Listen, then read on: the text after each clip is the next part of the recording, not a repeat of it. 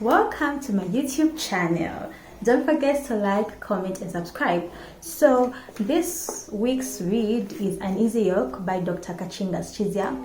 As you can tell from the name, this is a Zambian author and it's a novel. The setting is Zambian, more on the northern and Chinga province. All of the characters, 98% of the characters in this novel are Namwanga. Yeah, so let's get into it. So UNEASY Yoke is a love story. It's a love triangle. It's a love triangle. It made me go through so many emotions. Let me not bore you with all that. Okay, let's get into it now, like proper. So, the first chapter we're introduced. The first chapter begins with a wedding. So Matthew and Minji are getting married. Matthew is also known as Mateo, are getting married. They've just gotten married, and since it's Namwanga tradition, their whole marital ceremony took around 3 days. It took around 3 days. So the novel starts on the third day. Is it on the second or third day? No, on the third day. The novel starts on the third day when Mwinji and Matthew have been taken to their room, like the room they were supposed to sleep. So according to the tradition in this novel, on the wedding night, the couple has, like, a room is prepared specifically for the couple, and the Nachimbusa on the woman's side and the Shibukombe on the man's side are not very far from this room, and even the villagers are not very far from this room. The reason they are not far is because when the married couple consummates their marriage, certain things had to be done to ensure that the woman was a virgin and the man did his job and he released his seed in her. So that's what happens in this first chapter. It's a lot to take in. Anyway, so we are told Matthew was nervous. He was nervous because he hadn't been with a woman yet. He too was a virgin. And he was so nervous because the woman that he was marrying was actually another man's fiancée. Yeah, anyway, we're going to do a flashback, don't worry. So the night before the wedding night, the night before the final wedding night, his grandfather, Sosopeka, organized a bracelet for him to wear around his wrist because this woman was gotten from another man, and the family for that other man was not happy. The Kwiwe family. I think maybe let me just do the flashback so that you can get the gist of the story. But how will I connect it? Anyway, let me just get done with this part. So Sosopeka, who is Matthew's grandfather, gave him a bracelet to wear around his wrist. This bracelet was supposed to help him ward off all evil and help him perform his marital duty. So Matthew was Christian and he was so skeptical, but at this, he was Christian, he was transitioning, he was going through so many things, and we're going to understand more the more we look at the novel. So he was very skeptical about wearing that bracelet that the grandfather had given him. And we're also told Mwinje's Nachimbusa gave her specific instructions. Okay, so the Nachimbusa's duty after teaching the bride, the Nachimbusa specified that the bride had to, when they are done consummating their marriage, the bride had to wipe herself, like clean her husband with some warm water and then wipe herself on a dark cloth. I will put the name of what this dark cloth was called. It should be Nkundi. I should think so. Then the Nachimbusa would come into their hut after the fifth cock crow. The Nachimbusa would come into the hut, get that cloth, and she would ululate to notify the villagers that the man that this woman has gotten married to is man enough and he has released his seed in her. And as also instructions were given to the man, who is Matthew in this case, that after he consummates his marriage, after he has sex with his wife, he was supposed to put something under the bed to symbolize that the woman was a virgin. So unfortunately, the wedding night, it's now time for the wedding night. Like, it's now time for them they've been taken to this room. It's time for them to get busy.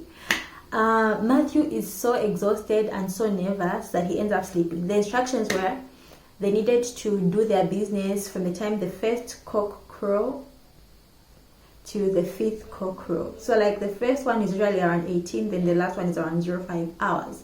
So they're supposed to get done with their business within this time. Then after the fifth cock crow, the midwives, the nachimbuzas would come into the room and they would inspect, and the shmukombe would come into the room and inspect and do all those things. So since Matthew was so tired, he told his wife he was going to wake up, like they should rest a little bit, then he was going to wake up later to do that business. But he slept. So in his sleep he dreamt that he couldn't get his manhood up, and he tried so hard to get it up that he got so nervous, and he ended up wearing the bracelet the grandfather had given him. So they are asleep, and it's like the fourth cock crow now, should be around the fourth or the fifth. And Mwinji, his wife, his bride, he discovered he hadn't performed. Anyway, so this was the beginning of their problem. Let me now give you the flashback. I explain everything that happens in between. So Mwinji is a very beautiful girl. Her mother's name is Chituntululu, and her father's name is Tamira. So these two were Mwinji's mother was the second wife to Tamira, and in Namwanga tradition, it was not. It was okay to have, like, it was a polygamous village, so to say. So it was okay to have more than one wife. So Mwinji's mom was the second wife. When Mwinji's mom was pregnant with Mwinji, another family, the Kwiwa family, had liked Tamira and his wife, so they decided to engage Mwinji when she was still in the belly.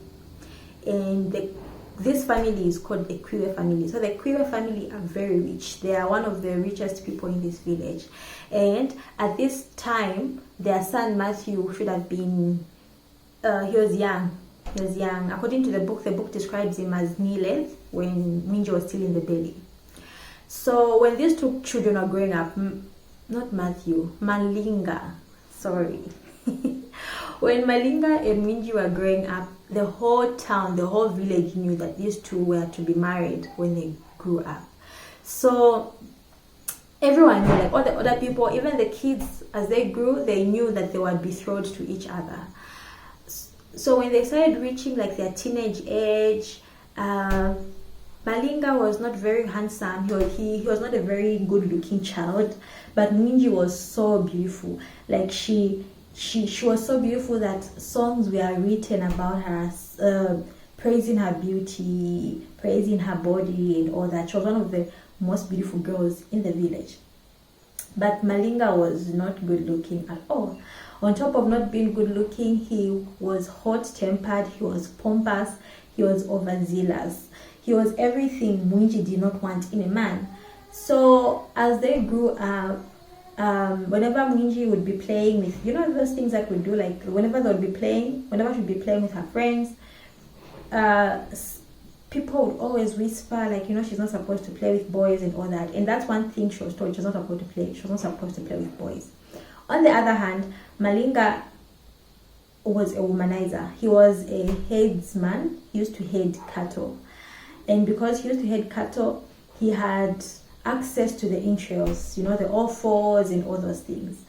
And the setting of this novel is, it should be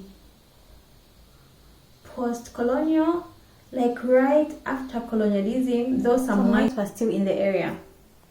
But that's not the point.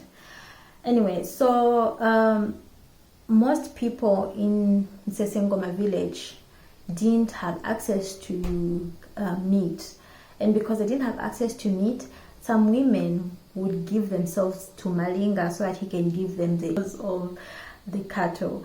So they would exchange sex for offers, and Malinga knew, he took advantage of this whole situation, and it got to a point where he would scream, like he would be walking and he'd be shouting like, "Hey men in this village, you guys need to find out, you need to ask your wives who the father of your children are, because most of them I've slept with most of them." He was that kind of a person, but he was in love with Mwinji. So because Malinga was a womanizer, he impregnated Mwinji's friend Kumbu. He impregnated her and he had to marry her. Remember, I had mentioned the time in which this novel was happening, polygamy was not a crime. It was actually normal for a man to have more than one wife. So Malinga had to marry this woman. Now Mwinji was upset about this. I mean, this girl that Malinga impregnated was her friend, first of all. So she really hated this whole situation. What was worse was Malinga's character. She didn't like Malinga. She only agreed to this marriage because she was betrothed to him from the very young age. But the more she grew and the more she saw his guts, she really didn't like him. So she was trying by all means to get rid or to get out of this marriage. So after he impregnated Kumbu, this solidified her feelings. First of all, she didn't want to be a second wife. And I mean, she was so beautiful. So she thought, why would I be a second wife? And because Malinga had already married Kumbu, that was inevitable. She needed to be his second wife. So she started trying to get out of this whole engagement. But Malinga was, he really wanted her. So each time he would kill an animal, he would send some meat to her family. And since she was now of age, they both were now of age. So it was time for them to start the official engagement and the whole process of the marriage situation. So anyway, Mwinji's uncle Zevwelanji was the eldest amongst Mwinji's dad's siblings. So he was the one who was in charge of the negotiations, the proceedings, and these marriage things. The Zambian tradition, the uncle was the one who was spearheading, he was the one who was attending the negotiations, he was the one who was making most of the decisions because he was the head of the house. Yeah, so when it was now time to make things official, Malinga and his dad organized a Shivukombe. His Kalawampango. They organized a Shivukombe. This Shivukombe's name was Dominic.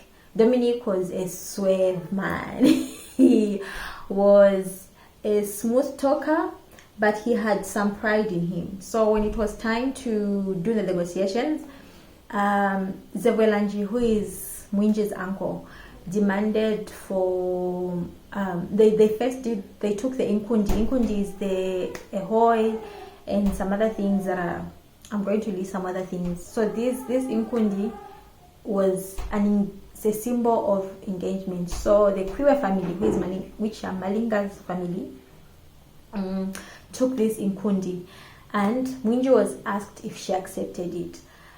She didn't want to, but because her uncles and her aunties were, they really wanted the Kwiwe family because of the wealth that they had. So Mwinji had little to nothing to say, so she had to accept. They brought this inkundi in, they accepted it, and the engagement process, they got engaged. Now it was now time to start processing the whole marital situation, and this is where the problem started. So Mwinji had a brother called Msenga. Msenga was Christian. He was a student. He was a pupil rather. He was not a student. Msenga was a pupil, and he was Christian. So he wanted to get baptized into and become a full Christian. So he had invited his sister Mwinji over to go and attend his baptism. Yeah, so when she attended the baptism, all was well. And at church, on their way back, Msenga explained to Mwinji that, if you are Christian, you wouldn't have to go through with this marriage. You don't have to be a second wife, because God hates polygamy. So anyway, Msenga was a typical brother. He talked to Mwinji the way an older brother would talk to the young person. It was more of rebuke than encouragement, because he was telling her things like, hey, if you get married to Malinga, you're going to go to hell, because God does not want God hates polygamy. That was his stance. Yeah. So so that's the first time Mwinji went to church. Then her grandmother died. There's so many things I have to say. Mwinji's grandmother died. So before the grandmother's death, Chituntululu, Mwinji's mother, had a friend from another village. I'll insert the name. I keep confusing it with something else. Solange. So Solange was Mwinji's mother's friend. Now Solange has a grandson called Mateo, and Mateo was Msenga's friend. Anyway, so Solange went to the village, went to Msesengoma to go and see Chituntululu. Yeah, Solange went to the village to go and see Chituntululu because she was looking for someone her grandson can marry. And she thought about Chituntululu because Chituntululu had a girl child, and Chituntululu was a good person. So she and Solange had a friendship. They had a relationship. So Solange had Chituntululu's daughter as her first option for her grandson. Remember, this is a long time ago. So families would organize. They would do arranged marriage situations. Like a family would see a potential candidate for their person, then these two will be set up, and the two people who have been set up will have to decide on whether they want to pursue that relationship or not. So Solange talks to Chituntululu about her grandson, and she asked if Chituntululu's daughter was available. Now remember, this is a point when Mwinji has already been officially engaged. So Chituntululu had no other option but to tell Solange no. She told her, no, I would have loved my daughter to get married to you, into your family, but unfortunately she's already been betrothed. She's been engaged from the time that she was young, and now things are now official. So she's getting married to Malinga. So that happened. So then Mwinji's grandmother dies, and Solange and Sosopeka are the couple who are Matthew's grandparents. So because Chituntululu had a funeral, they decided to go and attend the funeral. So they even carried Matthew along. So at this funeral, Sosopeka introduces Matthew to Chituntululu. She tells her, no, this is my grandson, the man I was telling you about. Then Solange then tells Mwinji to go and save Mateo some munkoyo rather. So Matthew and Mwinji meet for the first time at the funeral, but they didn't talk, They didn't talk. They just, Matthew noticed her and she noticed him. They saw each other, see each other, that kind of situation. Yeah, so that was the first time they met. Then the second time, Mwinji went to church again because remember she was looking for a way to get out of the engagement she was in with Malinga, and Malinga was not Christian. He was African. He was an African spiritualist, so he didn't like Christianity.